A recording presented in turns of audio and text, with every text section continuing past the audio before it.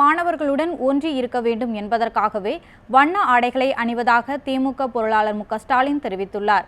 காஞ்சிபுரத்தில் திமுக வேட்பாளர் எழிலரசனை ஆதரித்து தேர்தல் பிரச்சாரம் மேற்கொண்ட அவர் இத்தகைய ஆடைகளை அணிவது சௌகரியமாக இருப்பதாகவும் கூறினார்.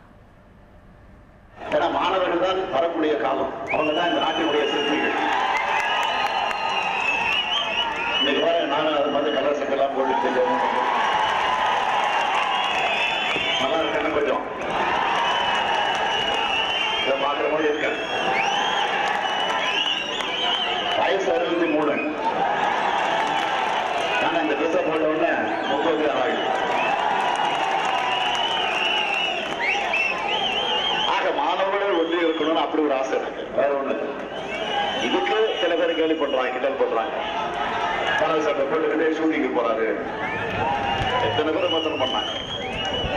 விமர்சனம் பண்ணவங்களுக்கு ஒரே பதில் சொன்னேன், நான் ஷூட்டிங்ல மீட்டிங்க்கு போறேன்.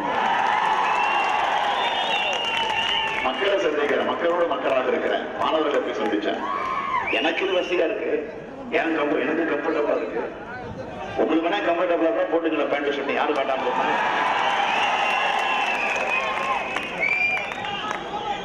சைக்கிள்ல போகும்போது வசதியா இருக்கு, சைக்கிள் விதியை பிரிக்கிறதுக்கு. பஸ்ல உடனே ஓடி போய் ஏறதுக்கு வசதியா இருக்கு.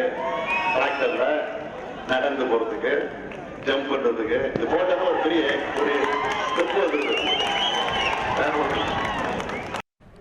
திமுக தேர்தல் அறிக்கையில் சொல்லப்பட்டுள்ள பல்வேறு உறுதிமொழிகளை விளக்கி கூறிய ஸ்டாலின் அது பற்றி கூட்டத்தினரிடையே கேள்வி எழுப்பினார்.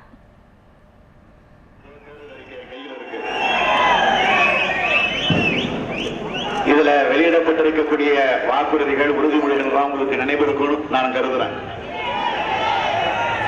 நாம இருக்கா இல்லையா? இதை 1 2 சொல்லுங்க பாப்போம். பட்டுப்புடவா அது ஏற்கனவே அறிவிச்சது, இந்த ஆட்சியில கிடப்பில போட்டாங்க. வேலை வாய்ப்பு, கல்வி கணக்கு, மாணவர் இருக்கீங்களா?